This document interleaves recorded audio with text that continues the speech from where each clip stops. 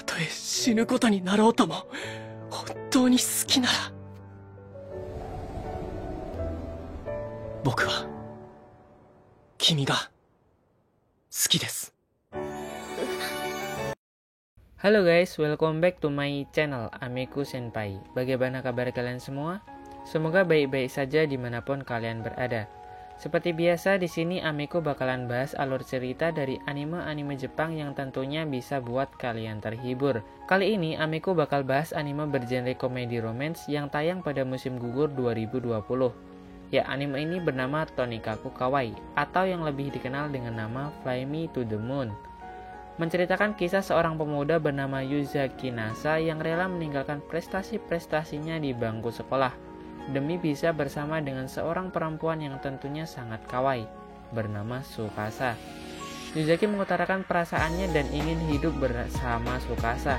Tsukasa menerima permintaan Yuzaki, namun dengan syarat Yuzaki harus menikahinya. Wah, khusus yang jomblo jangan senyum-senyum sendiri ya. Oke, Amiku bakal bahas anime ini menjadi 3 bagian dari total 12 episode. Yuk, tanpa basa-basi lagi, mari simak videonya part 1 versi Amiku Senpai. Check it out.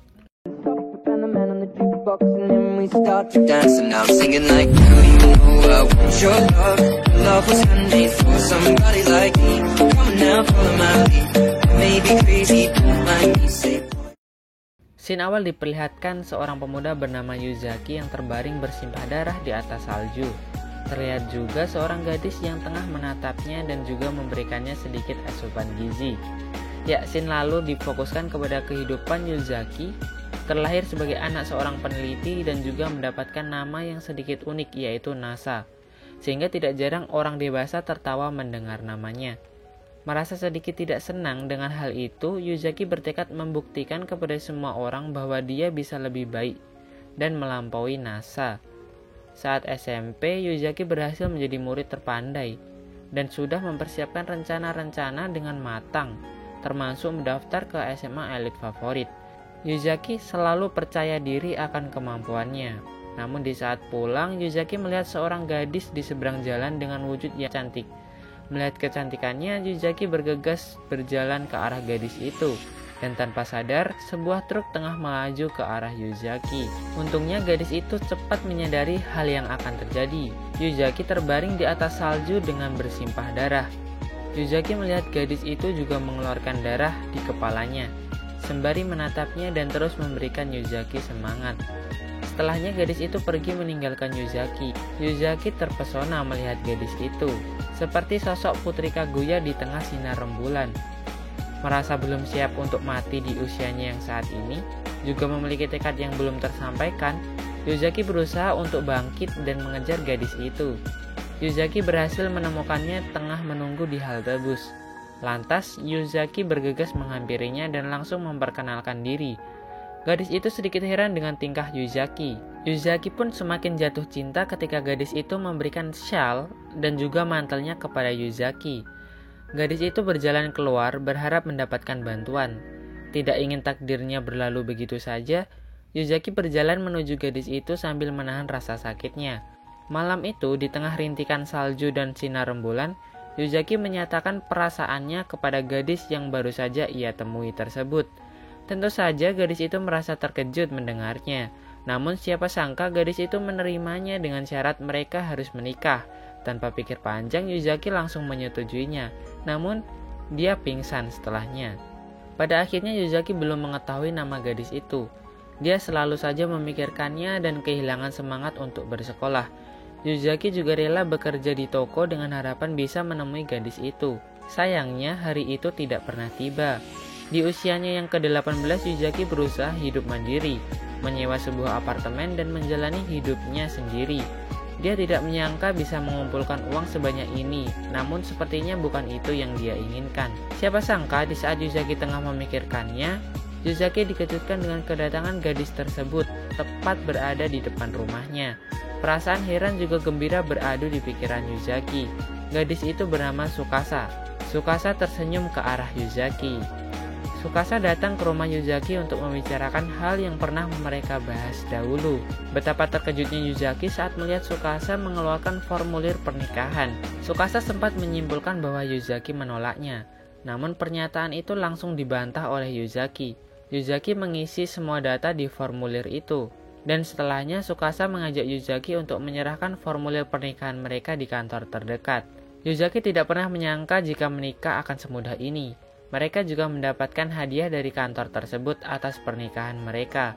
Dan lagi-lagi Yuzaki bertingkah aneh ketika Tsukasa menawarkan diri untuk bergandengan tangan. Kisah hidup Yuzaki dan Tsukasa pun dimulai sebagai pasangan muda. Namun sebelum mereka tinggal bersama, Tsukasa pergi ke rumahnya untuk mengambil barang-barangnya. Meski sedikit cemas berpikir bahwa Tsukasa akan menghilang lagi, Yuzaki tetap melepaskannya. Di samping itu, jika mereka tinggal bersama, Yuzaki harus mempersiapkan tempat tidur Tsukasa, karena tidak mungkin jika harus bersama dalam tempat tidur yang begitu sempit. Untuk itu, Yuzaki mengajak Tsukasa untuk membeli futon baru untuknya. Yuzaki juga membelikan beberapa kebutuhan Tsukasa termasuk sebuah piyama. Tsukasa merasa senang dan berterima kasih kepada Yuzaki. Meskipun mereka sudah menikah, namun anehnya mereka masih bergantian di dalam ruangan saat mengganti pakaian. Tentu saja ini aneh karena mereka adalah suami istri. Di saat ingin tidur, Yuzaki terpesona dengan kecantikan Tsukasa yang saat itu tengah mengikat rambutnya. Yuzaki merasa sangat beruntung bisa memiliki istri secantik Tsukasa. Ini pertama kalinya bagi Yuzaki menghabiskan waktu malam bersama perempuan. Jadi wajar saja bila Yuzaki gelisah. Ia memperhatikan tingkah istrinya yang begitu aktif saat tertidur. Yuzaki bangun untuk membenarkan posisi Tsukasa. Melihat istrinya tengah tertidur memang membuatnya merasa senang. Bahkan dia berpikir untuk memeluk dan mencium Tsukasa. Namun ia mengurungkan niatnya karena lebih baik jika dilakukan saat Tsukasa sudah tersadar. Namun tiba-tiba Tsukasa berdiri. Lantas Yuzaki langsung berpura-pura tertidur, berpikir bahwa istrinya terbangun. Namun sebenarnya Tsukasa hanya mengigau. Tsukasa berjalan mengambil dan meminum segelas air. Namun siapa sangka Tsukasa kembali dan tertidur di atas kasur Yuzaki, merebut selimutnya dan kembali ke tempat tidurnya. Tentu hal itu membuat Yuzaki merasa kedinginan. Tsukasa terbangun di pagi harinya. Begitu juga Yuzaki yang tidak henti-hentinya memandangi Tsukasa. Sepertinya Tsukasa merasa heran dengan keadaan saat dia terbangun. Tsukasa melepaskan piyamanya di tengah pandangan Yuzaki. Lantas Yuzaki terkejut dan pergi dari tempat tidurnya. Yuzaki pun tak henti-hentinya membayangkan tubuh Tsukasa yang tidak sengaja ia lihat. Karena mereka suami istri, tentu saja tidak akan menjadi masalah.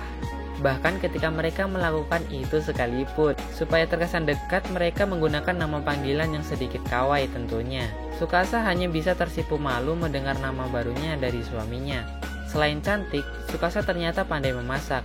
Bahkan hal sesederhana ini yang biasa dilakukan oleh seorang istri juga membuat kagum dan heran seorang Yuzaki.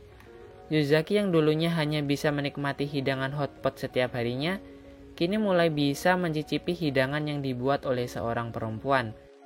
Dikarenakan apartemen Yuzaki tidak memiliki kamar mandi pribadi, mereka harus menuju ke tempat pemandian umum untuk membersihkan diri. Sebelumnya Yuzaki juga tidak lupa menemani Tsukasa membeli kebutuhan mandi. Mereka pergi ke pemandian terdekat milik Arisugawa Kaname, yang tidak lain merupakan adik kelas dari Yuzaki sewaktu di SMA.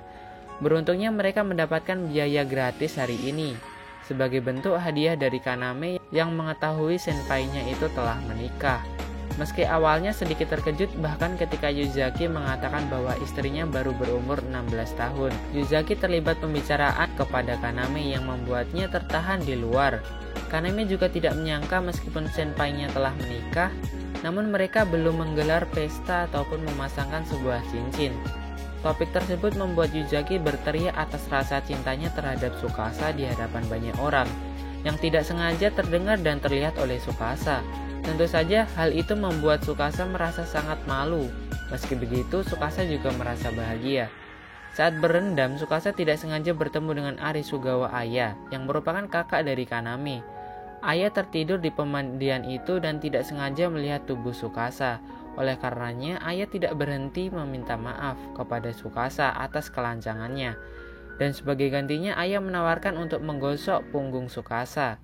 Aya juga memuji kulit Tsukasa yang terlihat halus dan indah seperti benang sutra. Meski mereka sudah saling memperkenalkan diri, sepertinya Aya belum mengetahui bahwa Tsukasa merupakan istri dari Yuzaki. Dan perilaku ayah itu sendiri mengingatkan Tsukasa kepada Yuzaki.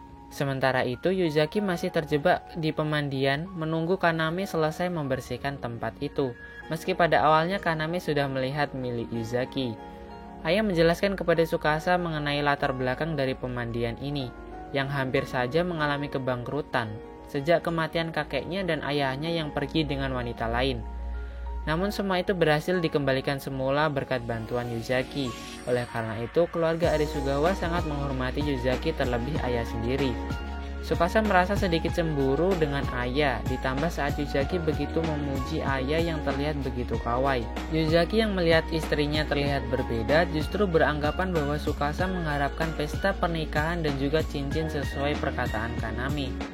Padahal Tsukasa hanya ingin dipuji oleh Yuzaki dan terlihat lebih cantik. Kesalahpahaman itu membuat Yuzaki pergi meninggalkan Tsukasa.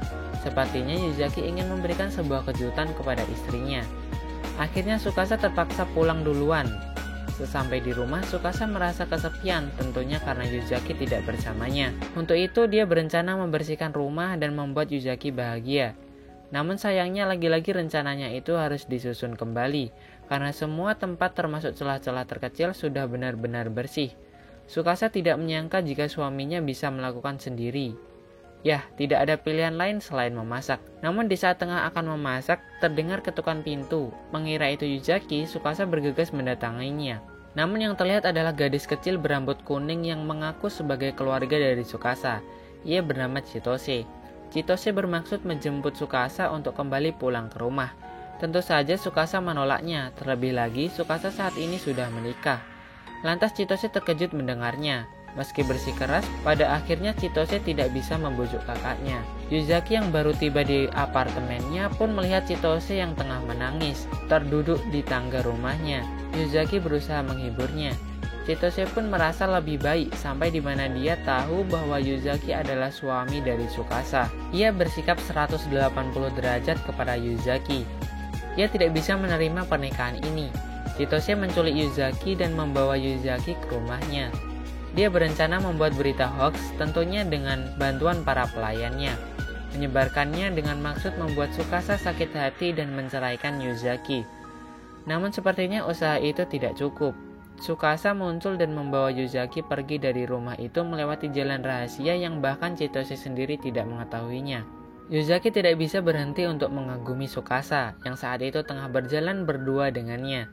Jalan itu berakhir pada sebuah gereja tua yang sudah tidak terpakai kembali. Meski begitu, tempat di sana masih terasa sangat nyaman dan terawat. Ditambah kehadiran Tsukasa membuat suasananya menjadi lebih terasa. Dan saat itu, untuk pertama kalinya Yuzaki mencium Tsukasa. Meski sempat terkejut, namun Tsukasa tetap menikmatinya. Wah. Oke guys, silahkan tinggalkan komentar kalian jika ingin mendapatkan part selanjutnya. Jangan lupa tinggalkan like apabila kalian menyukai video ini. Subscribe channel Amiku agar kalian bisa mendapatkan update-update terbaru tentunya seputar anime. Thanks for watching, terima kasih telah menonton, and bye-bye. See you next time.